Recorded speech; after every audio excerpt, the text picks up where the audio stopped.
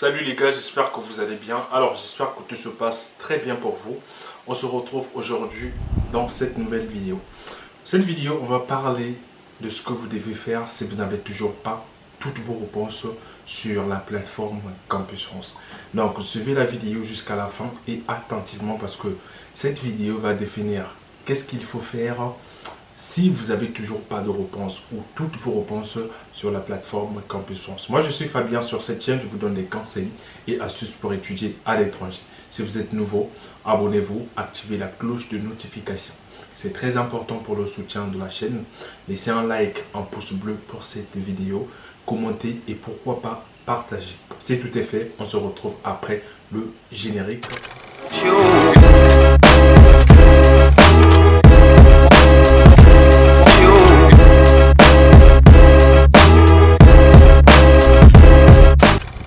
Comme j'ai dit dans cette vidéo, on va parler de ce qu'il faut faire si vous n'avez toujours pas de réponse sur Campus France.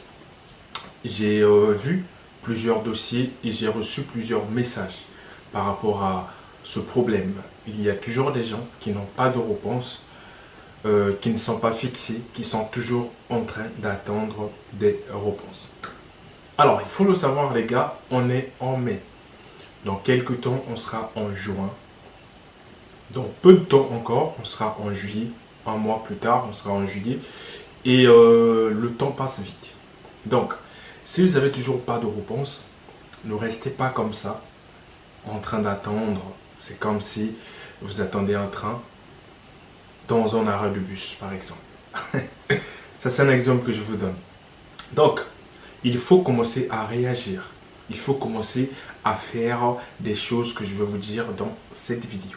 La première des choses à faire, c'est contacter l'université. Si jusqu'à présent, vous n'avez toujours pas de réponse et vous avez 5 réponses, il vous reste 2 réponses, ce que je vous conseille, la première des choses à faire, c'est de contacter l'université. Il faut comprendre que contacter l'université, ce n'est pas un signe d'être une identité remarquable, ce n'est pas un signe d'avoir l'air d'insister, ce n'est pas un signe de précipitation. C'est juste un signe de renseignement et de prise d'information. Moi, par exemple, si j'ai un dossier qui aujourd'hui n'a toujours pas de réponse et que je pense que maintenant, je suis censé avoir déjà une réponse. Parce qu'il y a des gens qui ont postulé dans des universités que vous attendez des réponses, qui eux ont déjà eu leur réponse, de la part même des universités que vous attendez. Voilà, donc la chose à faire c'est quoi? Tu écris simplement, Madame, Monsieur, bonjour, moi, sous-signé Fabien par exemple, et là vous mettez votre nom. Je me permets de vous contacter aujourd'hui pour pouvoir prendre des informations sur ma candidature que j'ai déposée il y a de cela 6 mois dans votre université, en passant bien sûr par la procédure Campus France. En effet, ça fait plus de 6 mois que j'attends une réponse.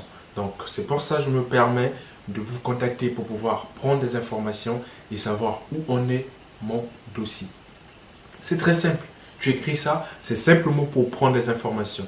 Tu n'insultes quelqu'un, enfin tu n'insultes personne, tu donnes juste, tu passes juste l'information. Et la personne qui va lire ton dossier va chercher à trouver les informations et à t'envoyer les informations nécessaires. S'il te lit, s'il lit ton dossier. Voilà. Donc, cherchez des bonnes adresses mail et envoyez les messages. Envoie un message pour demander. On va te dire, ok, oui, monsieur, on a bien reçu votre message. Malheureusement, votre dossier n'a pas été pris. Ok, au moins, tu as une réponse. C'est un refus. Tu es fixé. On va t'envoyer une réponse. Ah oui, monsieur, votre dossier a été retenu. C'est bien aussi pour toi. Au moins, tu as une réponse. C'est une acceptation. Donc, si tu restes dans ton coin sans rien faire, je te jure que tu vas encore attendre 1 mois, 2 mois. Et en septembre, tu vas comprendre que oui, c'est passé quoi. Donc, n'attendez plus rien. Normalement, à l'heure là, vous devez déjà avoir des réponses. Normalement. Vous devez déjà avoir des réponses. Parce que c'est une procédure que vous suivez. Les étapes sont bien structurées. C'est-à-dire si aujourd'hui tu as une réponse maintenant, le temps de chercher les papiers et tout ça, tu n'auras pas le temps de demander ton visa à temps. C'est pour ça qu'il faut commencer maintenant. Ça, c'est la première des choses que vous devez faire pour pouvoir espérer avoir une réponse. La deuxième des choses, c'est un conseil. C'est-à-dire, c'est pour des gens qui ont déjà 5-6 réponses. Mais parmi ces réponses-là, c'est que des refus. Et qui attendent la dernière réponse. La chose à faire, c'est des recours gracieux. Faites des recours gracieux, les amis. C'est important, c'est gratuit et des fois, ça peut changer votre réponse. Envoyer les recours gracieux, c'est juste une lettre que tu vas bien rédiger. Enfin, tu rédiges une lettre qui est bien avec une base. C'est-à-dire, ne faites pas des recours gracieux sans base. Trouvez-vous une base pour faire un recours gracieux. Moi, je peux trouver une base comme quoi j'ai des bonnes notes. Donc, je fais un recours gracieux par rapport à cette base. Trouvez une base. Trouvez des bases solides avant de faire votre recours gracieux. Moi, je vous conseille de faire des recours gracieux, mais je ne vous conseille pas d'aller envoyer des lettres, des mails comme ça, sans fond ou sans fondement. C'est très important.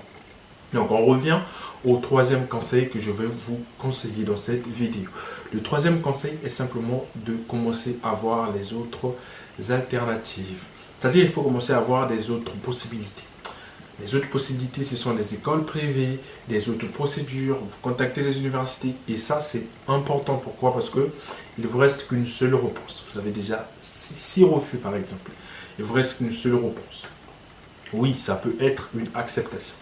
Oui, mais commencez déjà à préparer des autres portes d'entrée.